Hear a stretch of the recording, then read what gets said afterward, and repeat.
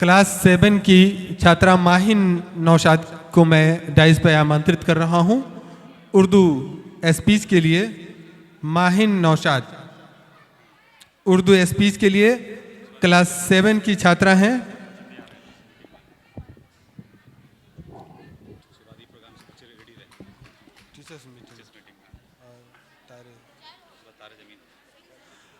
अभी उर्दू स्पीच के लिए माहिन नौशाद डाइस पर मौजूद है। मैं सूचना देना चाहूँगा उन विद्यार्थियों को जो लोग टीचर्स मीटिंग कार्यक्रम में भाग लिए हैं, वो लोग इसके बाद तैयार रहेंगे। और उसके बाद तारे ज़मीन पर, इसमें जो भी बच्चे भाग लिए हैं वो तैयार रहेंगे। आइए इसी बीच उर्दू ज़बान व अदब के हवाले से उर्दू स्पीच देने के लिए माहिन नौशाद डाइस पर मौजूद हैं। अस्सलामुअलैकुम वरहमतुल्लाहि वबरकातुहू। मैं माहिन नौशाद दर्जा 7 की तालिबा हूँ।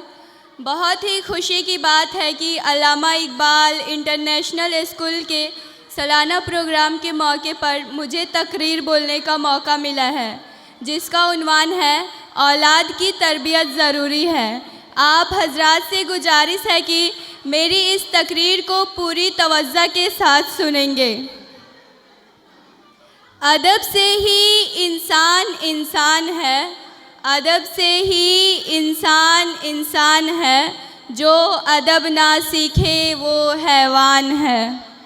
काबिल एहतराम ख्वातीने इस्लाम, अल्लाह ताला ने इंसान को जिन नेमतों से नवाजा है उनमें सबसे बड़ी नेमत औलाद की नेमत है।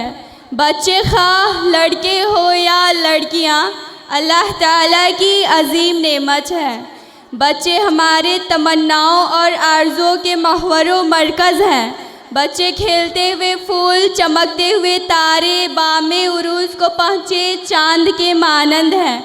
बच्चे हमारी आँखों की ठंडक, हमारे दिलों के सुरूर और हमारी मुस्तकबिल की उम्मीदें हैं। बच्चे इसे ज़िंदगी में माहिसल खुशबख्तगी की निशान और सरफराजी की अलामत है। बच्चे बेकरारी में करार, बेचैनी में चैन, परेशानी में सुकून और रंजो-उलम में शादमानी की बास हैं। बच्चे माँ बाप की ज़िंदगी, भाई बहनों के प्यार, घर की रौनक, मोहल्ले की जीनत और बस्ती की शान है। बच्चे ही से हमारी दीन रोशन और रातें आबाद हैं।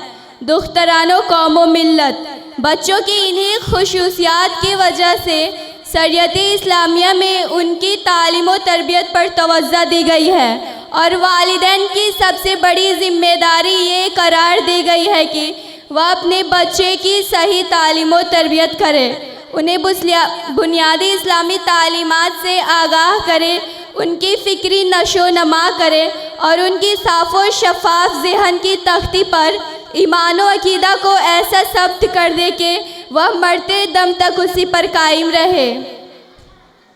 नबी अकरम सल्लल्लाहु अलैहि वसल्लम का इरशाद है कि तुम में से कि अपने औलाद को अवामिर पर चलने का हुक्म दो, यानी अपनी औलाद को उसकी इल्म दो कि वह बस वही काम करे जिसके करने का अल्लाह ताला ने हुक्म दिया और उनसे रुक जाए जिनसे अल्लाह ताला ने मना किया।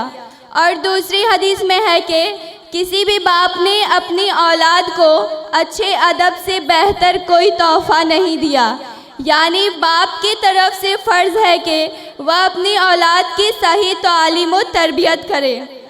तीसरी हदीस में है कि तुम में से जो कोई अपनी औलाद की तालीम व तरबियत करता है, ये अमल उसके लिए एक साल सदका से ज़्यादा बेहतर है। लेकिन अफसोस के साथ यह कहना पड़ रहा है कि यूँ तो हम अपने औलाद से बेइंतहा मोहब्बत करते हैं, उनकी मासी ज़िंदगी को बेहतर बनाने के लिए खून पसीना एक कर देते हैं, लेकिन उनकी तालीम व तरबियत पर तवज्जो नहीं देते। इसी की वजह से आज की औलाद फरमाबरदार कम और नाफरमान ज़्यादा हो रही हैं। जिन औलाद को वालिदैन के बुढ़ापे का सहारा बनना चाहिए, वह उन्हें घर से निकाल कर ओल्ड होम भेज दे रही हैं। जिन औलाद को वालिदैन के लिए बास रहमत बनना चाहिए वह उनके लिए सबबे ज़हमत बन रही हैं। जिन औलाद को वालिदैन के सामने नजरें झुकाकर पस्त आवाज़ में बात करनी चाहिए वह उनके सामने सीना तान कर ऊँची आवाज़ में बात कर रही हैं। जिस बाप को अपनी बेटी के सामने पैकरे हया बनकर रहना चाहिए वह सोशल मीडिया पर अपनी चादरे हया उतार कर वालिदैन को सरेआम रुस्वा कर रही हैं। इन सारी खराबियों और बुराइयों का जड़ ये है कि हम बचपन ही से उनकी दीनी तालीम पर तवज्जो नहीं देते और वो हमारे लिए दर्द सर बन जाती हैं। आखिर में तमाम मुसलमान माओं से यह अर्ज़ है कि अगर आप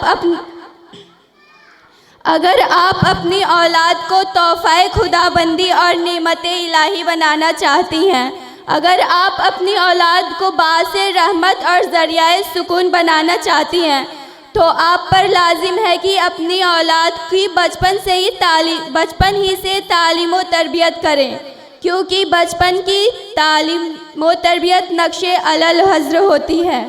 चुनांचा जिस बच्चा की अगर बचपन ही से दीनी तालीम की गई तो वह बड़ा होने के बाद भी उस पर अमल पेरा रहेगा। इसके बरअक्स अगर बच्चा की बचपन ही से दीनी तालीम पर तवज्जो ना दी गई तो बड़ा होने के बाद भी उससे खैर की तवक्का ना की जा सकती। आखिर में लिहाजा अपनी औलाद की तालीम व तरबियत पर तवज्जो देने की ज़रूरत है। अल्लाह ताला हमारी औलाद को हमारे लिए आँखों की ठंडक तोशाए आखिरत बनाए। आमीन। अस्सलाम वालेकुम। बहुत अच्छा, बहुत खूब। अभी आप उर्दू स्पीच माहिन नौशाद से सुन रहे थे, समाअत कर रहे थे।